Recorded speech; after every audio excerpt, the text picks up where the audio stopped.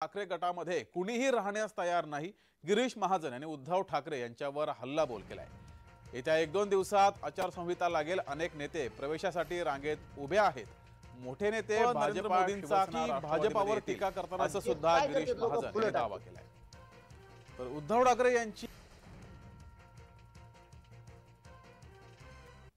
मला वाटतं रवींद्र वायकर असतील किंवा अन्य नेते असतील, निवडणुकीत आता आचारसंहिता 2 दिवसात लागेल आणि त्यानंतर मला वाटतं या निवडणुकीपूर्वी अनेक नेते उबाठा गटाचे, उद्धव ठाकरे गटाचे हे शिंदे गटामध्ये प्रवेश करणार आहेत, करतील। त्याची लाईनच मोठी लागलेली आहे आणि मला असं वाटतं की कालांतराने उद्धवजींकडे मला वाटतं हम दो हमारे दो शिवाय कोणी राहणार नाही अशी परिस्थिती या ठिकाणी होणार आहे। निश्चित उबाठा गटाचा फपुटा झाल्याशिवाय या ठिकाणी राहणार नाही।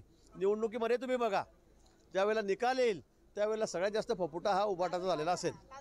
मी सांगतो, मला बघा आता अजून अनेक लोकांना वाटतं, खूप लोकांना वाटतं आहे की मी भारतीय जनता पक्षामध्ये यावं आणि म्हणून अजून येणाऱ्या काळामध्ये आपल्याला दिसेल की कोण कोण या पक्षामध्ये येत आहे। एकदा नावं जाहीर झाली, अजून अनेक लोक आहेत आणि मोठी लोक आहेत, ते पण येतील। गुलाबराव पाटीलने